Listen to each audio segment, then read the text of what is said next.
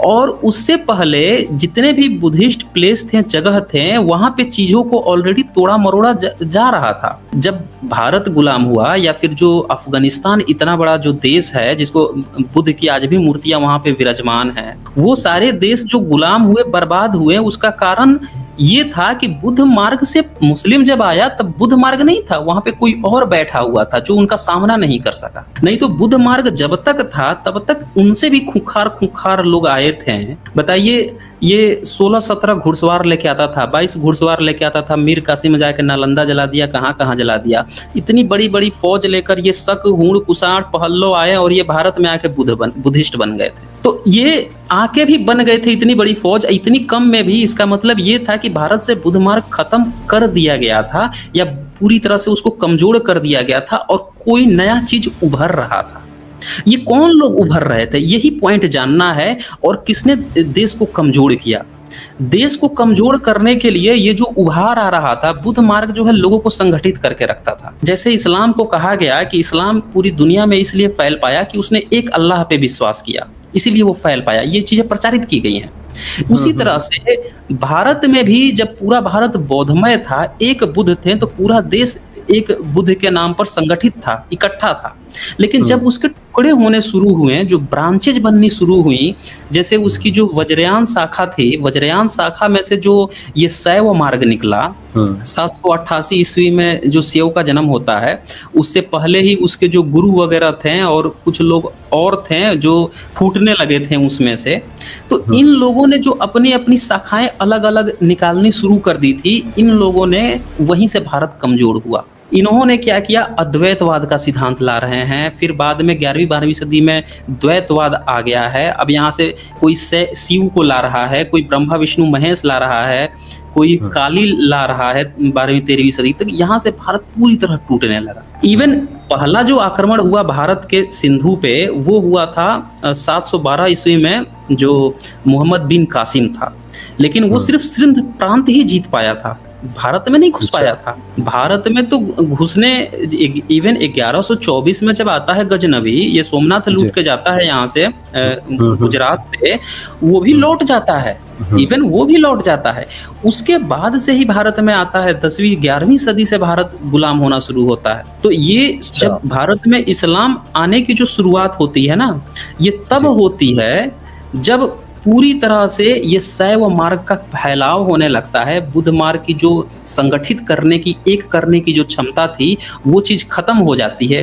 देखिए, बुद्ध मार्ग में बहुत सारी ब्रांचेज थी, वज्रयान था, महायान था, तंत्रयान आप ले लीजिए या थेरवाद लीजिए, लेकिन इन सब का जो सुप्रीम था वो बुद्ध थे। जितनी भी मूर्तियाँ ये बनाते थे वज्रयानी, उसके ऊपर बुद्ध को रखते थे, इसीलिए संगठित था कि इन्हें पता था कि सुप्रीम बुद्ध है। लेकिन जब शैव मार्ग आया तो इसमें सुप्रीम जो था वो हट गया, अब वो बुद्ध नहीं रहे। अब ये कल्पना कर रहे हैं कि कोई काल्पनिक एक ईश्वर होगा, और यहाँ से शुरू हो रही है एक काल्पनिक मूढ़ता।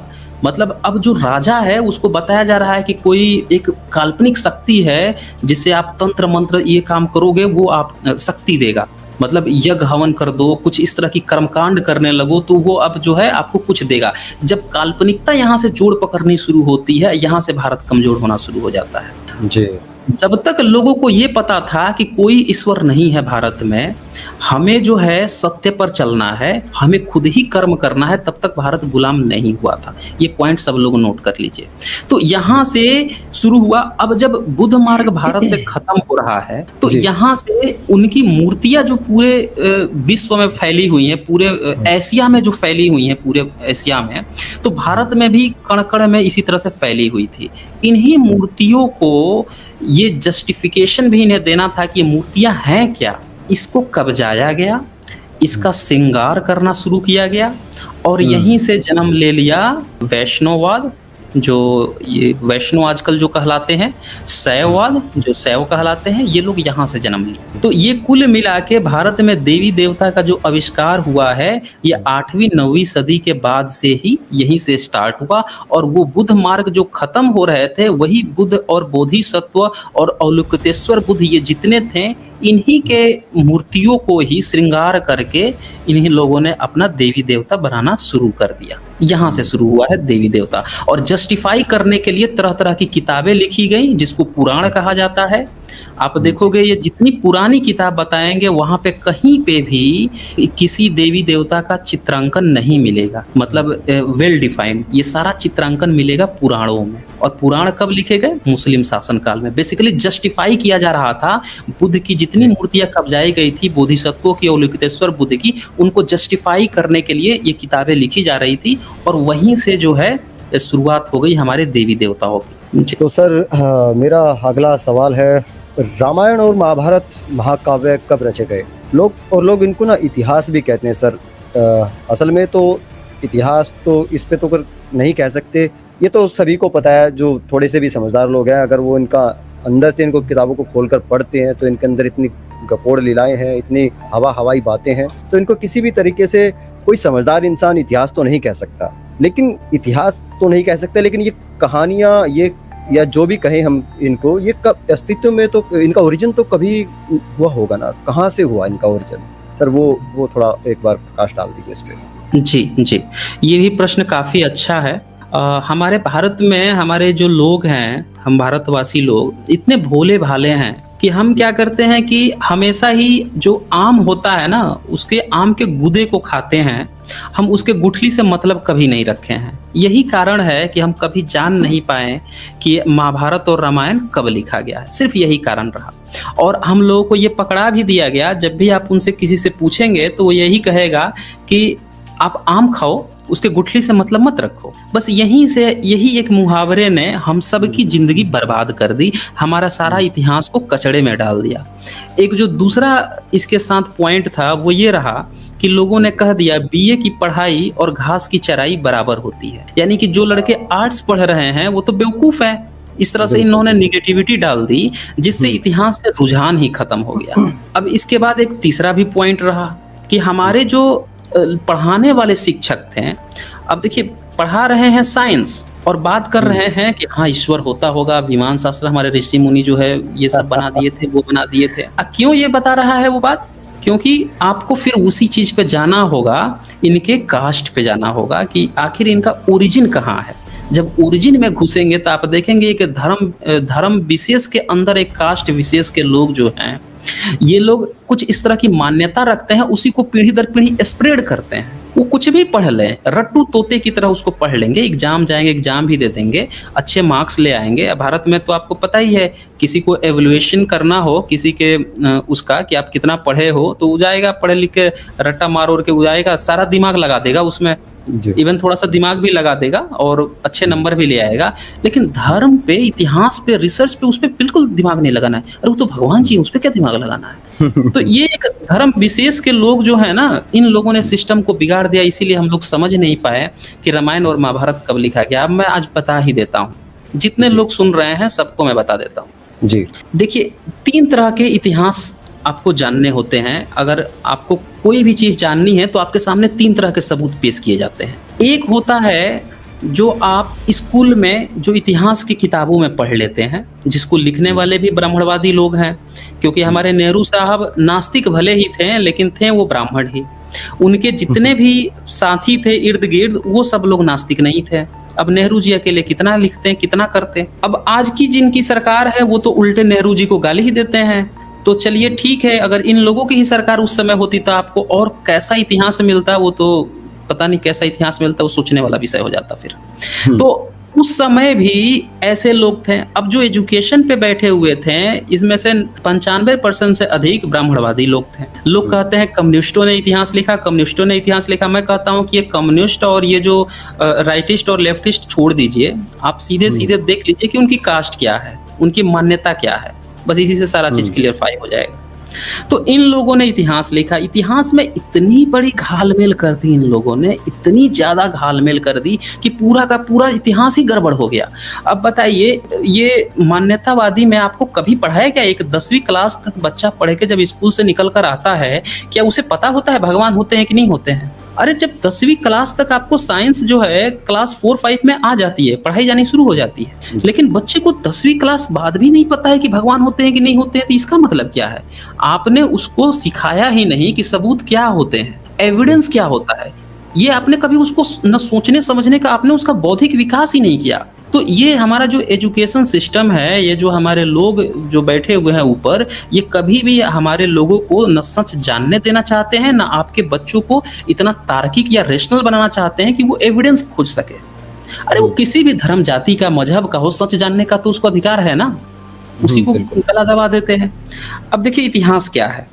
जब इतिहास की किताब आप खोलेंगे तो आप पाएँगे सिंधु घाटी सभ्यता पाएँगे, उससे पहले पाषाण काल पाएँगे, लेकिन सिंधु घाटी सभ्यता का जो वर्णन है वो 1922-23 से पहले किसी ने भी आज तक नहीं बताया था। पूरा आप साहित्य उठा लीजिए, संस्कृत ग्रंथ कहीं पे भी नहीं मिलेगा। मोहनजोदड़ो, हड़प्पा या मेहुला, इनका कहीं पे भी ज़िक्र नहीं मिलेगा। पाली साहित्य पूरा उठा लीजिए। अब पाली साहित्य में एक बहुत बड़ी घालमेल हुई है कि कहा जाता है कि भाई पाली साहित्य तो 10वीं 11वीं सदी में इन लोगों को बहुत बेरहमी से मारा गया, इनकी किताबें सारी जला दी गई, इनकी 70-70 यूनिवर्सिटियाँ जला दी गई, ख़त्म कर दी गई, किसी तरह से ज़मींदोज़ कर दी गई। तो चलो इनका इतिहास नष्ट हो गया, तो हो सकता है कि उसमें वर्णन होता, तो वो चलो नहीं मिलता है तो छोड़, इनको हटा देते हैं, जैनों को, बौद्धों को छोड़ देते हैं, भाई इनका तो सिस्टम ही खराब कर दिया गया। लेकिन भाई साहब आप जो दावा कर रहे हैं रामायण और महाभारत का, आपको तो सिंधु घाटी और मोहनजोदड़ो का पता होना चाहिए था। अरे सिंधु घाटी सभ्यता, मोहनजोदड़ो में घोड़े के प्रमाण तक नहीं मिले हैं।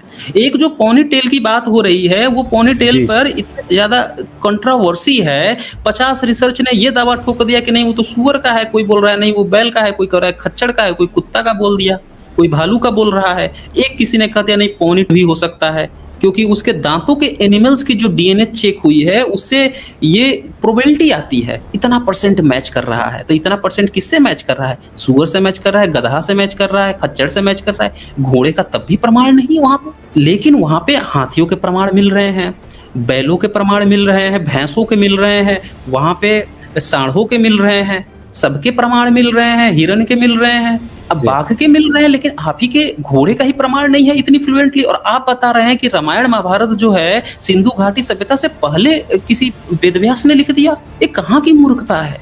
जब सिंधु घाटी सभ्यता की लिपि भाषा आज तक हम नहीं पढ़ सके, आपके पूर्वज उसके पहले की भाषा पढ़े लिख के बैठे हुए हैं यहाँ पे। कैसी मूर्खतापूर्ण बातें करते हैं ये लोग। तो यहाँ से हमें एक चीज पता चलता है कि सिंधु घाटी सभ्यता से पहले या उस समय तक की भी लिखावट का कुछ भी पता नहीं है। अब बात आती है कि इसके बाद का जो काल है, बुद्धा तक का काल, उसमें की किसी भी लिखावट का पता नहीं है। जो पूरी तरह से क्लियर लिखावट मिलती है हमें, वो मिलती है सम्राट अशोका के समय में, जब वो बहुत सारे इंस्क्रिप्शन लिखवाते हैं। बहुत सारे लिखवाए होंगे जिसमें से 35 से ज्यादा तक हम लोगों को मिल चुके हैं सिर्फ सम्राट अशोक के। और पूरी दुनिया की सबसे हैरतअंगेज ये घटना है कि किसी एक सम्राट के इतने ज्यादा इंस्क्रिप्शन मिले हों। ये अब तक का आश्चर्यजनक घटना है। इतना वो बंदा जो है उस समय इतनी चीजें लिखवा रखा था।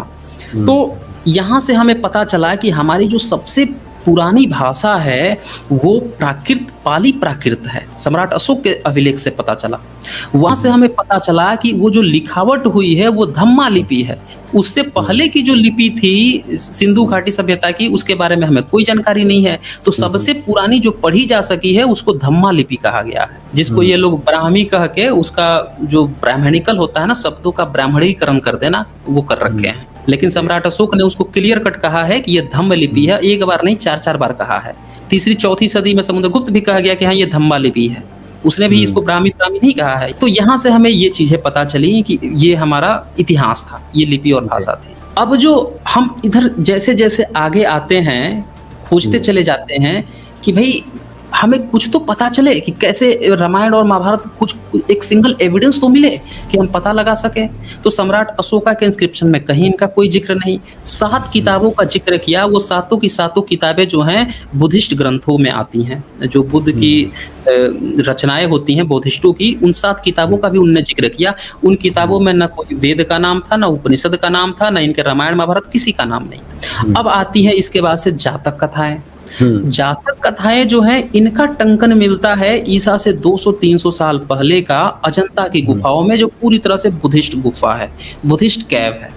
उस कैव में कई जातक कथाओं के बारे में लिख भी दिया गया है, लिखित प्रमाण मिल गए हैं और चित्र के माध्यम से भी दिखाया गया है कि ये कहना क्या चाह रहे हैं। उसमें आती है एक घत जातक कथा आती है जिसमें पूरा कृष्ण का वर्णन है। कृष्ण नहीं, वासुदेव का वर्णन है। कृष्ण शब्द ही नहीं था। 11वीं सदी के बाद आया है। अलबरूनी के समय तक भी कृष्ण शब्द नहीं पाया गया। तो वो जो खत जातक कथा आप पढ़ेंगे तो उसमें बलराम भी मिलेगा, अर्जुन भी मिलेगा, 10 भाई मिलेंगे पूरे के पूरे। वो कथा क्या बात करें सर। हाँ मतलब हाँ हाँ इनके सारे कैरेक्टर जातक कथाओं में मिलते हैं। हाँ हाँ हाँ हाँ, ये तो मैंने अभी सिर्फ एक कहानी का घत जातक कथा बताया। अभी तो आपको साम जातक कथा भी है जिसमें पूरा श्रवण कुमार जो इन्होंने बना रखा है वो पूरी कहानी मिल जाएगी उसमें। अरे पूरी कहानी A to Z। और ये सारे के प्रमाण मिल चुके हैं ईसा से 200 साल पहले जातक कथाओं के, जो बुद्धिस्ट के अजंता केव में हैं और आज तो रिटन फॉर्म में उपलब्ध हैं। आप ये चाहे किसी भी वर्जन में पढ़ लीजिए, इंग्लिश में पढ़ लीजिए, हिंदी में पढ़ लीजिए, किसी भी वर्जन में पढ़ लीजिए, ऑनलाइन भी मिल जाएगा। और इसी तरह से उसमें दशरथ जातक कथा है। उस दशरथ जातक कथा में जो ये राम है वो बोधिसत्व राम है, और ये राम जो है जंगल में, इसको भी वनवास होता है 12 साल का, ये जंगल में जाता है। इसकी बहन सीता है, सीता भी जाती है, और इसके 2 भाई हैं, एक भाई लक्ष्मण है, एक सौतेला भाई है भरत। शत्रुघ्न इसमें नहीं है। पूरी तो कहानी मतलब पूरी कहानी वहां से उठाई पूरी गई। कहानी, आप पूरी कहानी ही देखिए। सिर्फ जो वहाँ जी यहाँ पे पत्नी है वो वहाँ पे वो उसकी सिस्टर है। अरे जी जी जी, ये पूरी कहानी ही इन लोगों ने कॉपी पेस्ट मार ली। और देखिए एवोल्यूशन होता है ना, जो विकासवाद होता है वो क्या कहता है, पहले जो चीजें होती हैं उसको हम एक्सपेंड होती जाती हैं, उसमें कम्प्लेक्सिटी आती है और एक्सपेंड होते जाता है। तो जातक कथाओं की जो कहानी है छोटी छोटी कहानी है कि राम जंगल गया, जंगल में से भरत गया मनाने के लिए, तो सीता और लक्ष्मण 9 साल पर चले आए और 3 साल और अधिक काट के राम चला आया, फिर राजकाज करने लगा। बस खत्म कहानी। कोई इसमें हिंसा नहीं। हाँ, कोई हिंसा नहीं, क्योंकि बुद्धिस्ट और जो जैनों की कहानियां होती है इसमें हिंसा बहुत कम होती है, इनमें हिंसा लगभग नगण्य होती है। और जब अच्छा सर, इन लोगों ने हाँ जी जी जी मैं ये चाह रहा था कि साथ के साथ आप ये भी क्लियर करें कि वो कहानियां जो बौद्ध की हैं, जातक कथाओं के बारे में भी एक बार ये बता दें कि वो खुद क्या है, वो उनका इतिहास है या हाँ मतलब जी किस जी कारण है। जी जी जी, ये बहुत अच्छा आपने प्रश्न किया है। मैं ये भी क्लियर कर देता हूँ कि जो जातक कथाएं हैं, तो जातक कथा उसका नाम ही उसने लिख दिया है कि ये कथा है। उसने कोई भी अपने आप को हिडन सीक्रेट एजेंडा नहीं रखा है। जैसे पुराण का मतलब होता है पुराना, उसने नाम ही रख दिया पुराण। तो अब लोग उसको पुराण को पुराना, कितना पुराना, अरे भाई तुम मुस्लिम शासन काल में लिख रहे थे तो डेट तो उस पर लिख देते। लेकिन जो जातक कथाएं लिखी गई हैं इनका पूरा डेटा है, क्योंकि जब अजंता की केव्स में मिलती हैं तो वहां से जब इनकी थर्मोल्यूमिनेंस कराई जाती है तो पता चलता है कि ईसा से 200 साल पहले, 250 साल पहले ही जातक कथाएं शुरू हो गई थी लिखनी। वो लिखी गई है 10वीं सदी तक भी, लेकिन शुरू उसी समय से हो गई थी। और जब उस पे जो प्रमाण मिल जाते हैं, सबूत मिल जाते हैं, उनकी सबकी आप थर्मोल्यूमिनेंस कराएंगे ना, उनकी जो शब्दावली होती है अक्षरों की, वो जब चेक करेंगे धम्मा लिपि की, क्योंकि इनके ऑलरेडी मिलते हैं। सम्राट अशोक के जो धम्मा लिपि है उसकी लिखावट, गुप्त काल की लिखावट, फिर सबकी लिखावट आप पकड़ेंगे तो आप तुरंत पकड़ लेंगे ना कि किस राजवंश की ये लिपि में ये लिखी गई है, तुरंत पकड़ में आ जाएगी। लेकिन इनका अपना कुछ लिपि ही नहीं है, इनकी अपनी कोई लिखावट नहीं है, इनका कुछ भी नहीं है, इसीलिए इनका कुछ नहीं मिलता आज तक। कहने को तो इनके ऋषि मुनि बहुत ज्ञाता थे, बस लिखने पढ़ना नहीं आता था, अनपढ़ और गंवार थे।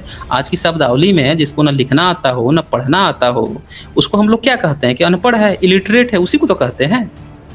तो उस समय बौद्ध लिख रहे थे, जैन लिख रहे थे, पूरी दुनिया लिख रही थी। फारसी अपने यहाँ लिखवा रहा था, सिकंदर उधर लिखवा रहा था, पूरी दुनिया अपने अपने यहाँ लिखवा रही थी। इनके ऋषि मुनि अनपढ़ थे, ये कुछ तो लिख ही नहीं पाते थे। इसका एक ही मतलब है कि ये थे ही नहीं उस समय, इनका अस्तित्व ही नहीं था। ये सब के सब जो है ये बौद्ध मार्ग, जैन मार्ग, समर संस्कृति का ही हिस्सा थे।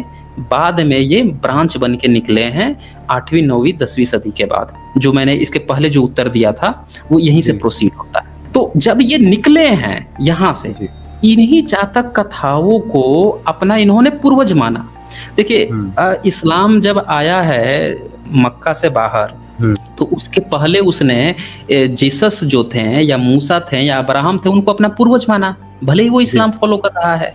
तो हुँ, हुँ। इनने भी वही किया है। इनने भी जो बौद्धों से ही ये ब्रांच बन के निकले हैं बाहर, तो इन्होंने इनकी जो कहानियाँ थी, जातक कथाएँ, उनको ही अपना मान लिया और उसको अब कथा की बजाय देखिए बौद्धों ने तो लोगों को शिक्षित करने के लिए वो दिया कि अगर आपके साथ कोई ऐसी विपदा आ जाए कि आपको जंगल में रहना पड़ जाए और आप जो है 12 साल का वचन दे आए हैं, तो क्या आप उससे हुँ, पहले लौट आएँगे? मतलब तरह-तरह की शिक्षाएँ थी, वो शिक्षा देने के लिए बनाते थे।